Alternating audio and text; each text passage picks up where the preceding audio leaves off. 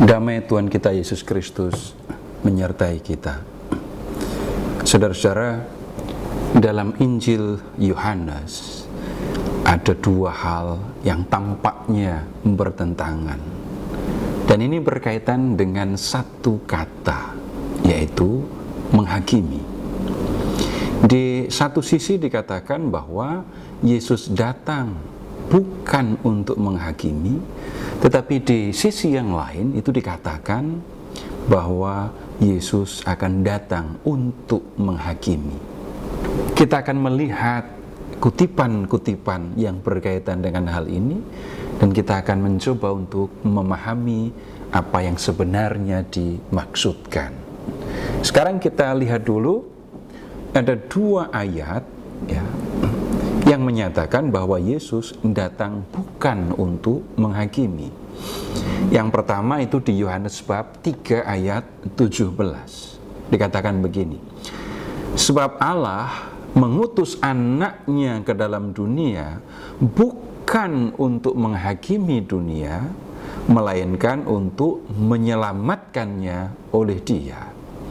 Kemudian yang kedua itu di bab 12 ayat 47. Jikalau seorang mendengar perkataanku tetapi tidak melakukannya, aku tidak menghakiminya. Sebab aku datang bukan untuk menghakimi dunia, melainkan untuk menyelamatkannya. Nah, kemudian ada cukup banyak teks yang menyatakan bahwa Yesus datang untuk menghakimi. Bab 5 ayat 22. Bapa tidak menghakimi siapapun, tetapi Ia telah menyerahkan penghakiman itu seluruhnya kepada anak, supaya semua orang menghormati anak sama seperti mereka menghormati Bapa.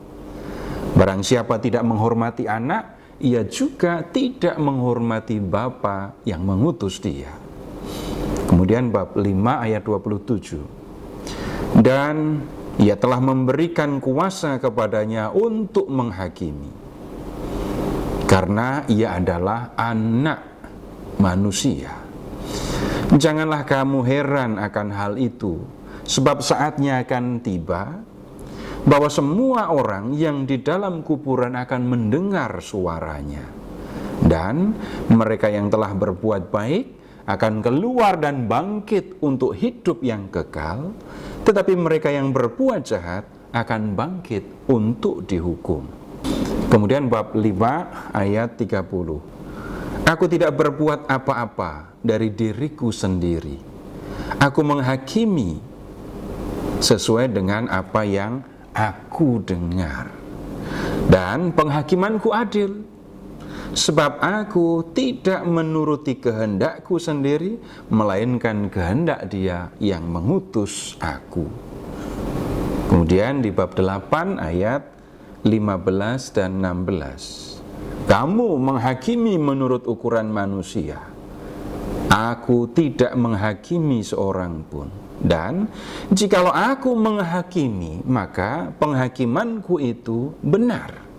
Sebab aku tidak seorang diri, tetapi aku bersama dengan Dia yang mengutus aku. Kemudian di bab 9 ayat 39.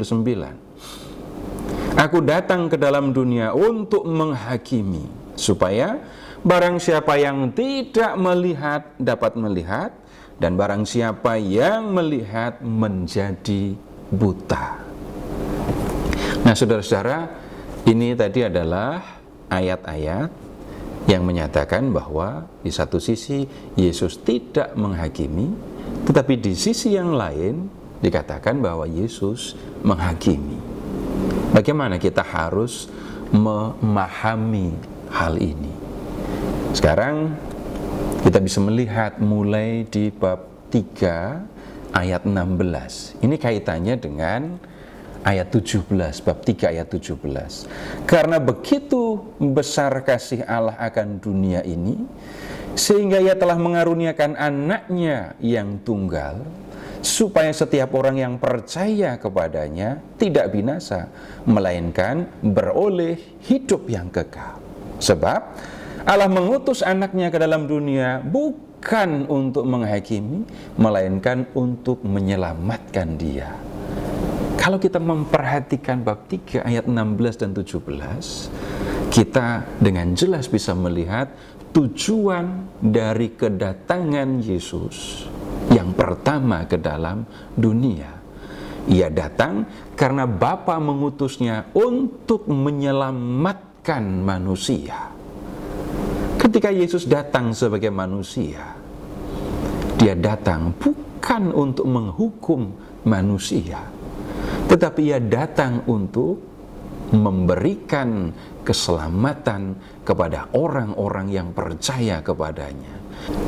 Dan untuk itulah Tuhan Yesus menyerahkan dirinya di kayu salib untuk membersihkan manusia dari dosa. Dan setelah manusia dibersihkan dari dosa, dia akan dipandang layak untuk menerima hidup yang kekal. Yang diminta oleh Allah adalah supaya orang percaya kepada Yesus. Jadi, kalau dikatakan Yesus datang itu bukan untuk menghakimi, melainkan untuk menyelamatkan, ini menyangkut tujuan kedatangan Yesus yang pertama, yaitu kedatangan sebagai manusia. Dan kemudian Tuhan Yesus akan datang lagi untuk kedua kalinya. Dikatakan bahwa Bapa itu tidak menghakimi siapapun, tetapi Bapa itu menyerahkan kuasa penghakiman itu kepada Anak, yaitu Yesus. Kemudian di bab 5 ayat 27 itu dikatakan bahwa Bapa telah memberikan kuasa kepada Anak, kepada Yesus, untuk menghakimi. Karena Yesus itu adalah Anak manusia. Kalau kita mengingat kembali siapa Anak manusia, maka kita akan tahu bahwa Anak manusia itu adalah Raja Kerajaan Surga. Dialah yang punya kuasa atas kerajaan surga. Dia yang memegang kuasa untuk menentukan siapa yang layak masuk ke dalamnya dan siapa tidak layak. Kemudian di bab 5 ayat 28 itu dikatakan bahwa saatnya akan tiba bahwa semua orang yang sudah ada di dalam kubur akan mendengar suaranya. Lalu mereka yang telah berbuat baik akan keluar dan bangkit untuk hidup yang kekal. Tetapi mereka yang selama hidup di dunia berbuat jahat akan bangkit juga, tetapi untuk dihukum. Nah, saudara-saudara, apa yang dikatakan ini menyangkut penghakiman terakhir yang akan dilakukan oleh Anak manusia nanti di akhir zaman. Pada akhir zaman, Tuhan Yesus akan datang lagi. Tetapi kedatangannya berbeda dengan kedatangan yang pertama. Pada kedatangan yang pertama, Ia datang sebagai manusia untuk membawa manusia kepada hidup yang kekal, untuk menyelamatkannya. Tetapi pada kedatangannya yang kedua, Ia tidak datang sebagai manusia, tetapi Ia akan datang sebagai hakim.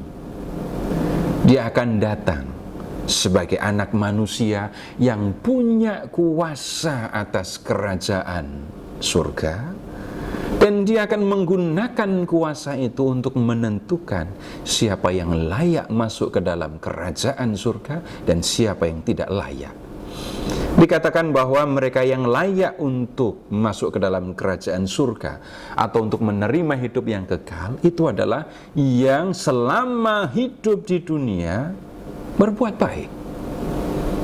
Sebaliknya, mereka yang selama hidup di dunia berbuat jahat, mereka tidak akan masuk ke dalamnya. Mereka akan menerima hukuman. Nah, ketika nanti Yesus datang sebagai hakim untuk semua manusia, untuk menentukan siapa yang layak masuk ke dalamnya dan siapa yang tidak, penghakiman yang dijalankannya adalah penghakiman yang adil. Tidak akan salah ketika Yesus sebagai anak manusia akan mengadili. Kenapa? Dikatakan di bab 5 ayat 30, aku tidak menuruti kehendakku sendiri, melainkan kehendak Dia yang mengutus aku. Berikutnya dikatakan juga di bab 8 ayat 16, penghakimanku itu benar, sebab aku tidak seorang diri, tetapi aku bersama dengan Dia yang mengutus aku. Jadi saudara-saudara, kalau kita mau memahami Yesus itu menghakimi atau tidak menghakimi, maka kita perlu memperhatikan dua kali kedatangan Yesus. Kedatangan yang pertama itu untuk menyelamatkan, dan kedatangan yang kedua itu adalah untuk menentukan siapa yang layak masuk ke dalam kehidupan kekal dan siapa yang tidak. Dan untuk bisa masuk ke dalam kehidupan yang kekal, Tuhan Yesus mengatakan seumur hidup, selama hidup di dunia, orang dipanggil untuk berbuat baik. Dengan demikian, kita tidak akan khawatir, tidak akan takut untuk menghadapi pengadilan Yesus, dan kita termasuk ke dalam kelompok orang-orang yang diselamatkan oleh Yesus karena percaya kepadanya. Semoga apa yang kita pelajari dapat menolong kita untuk mengerti firman Tuhan yang tertulis di dalam Alkitab.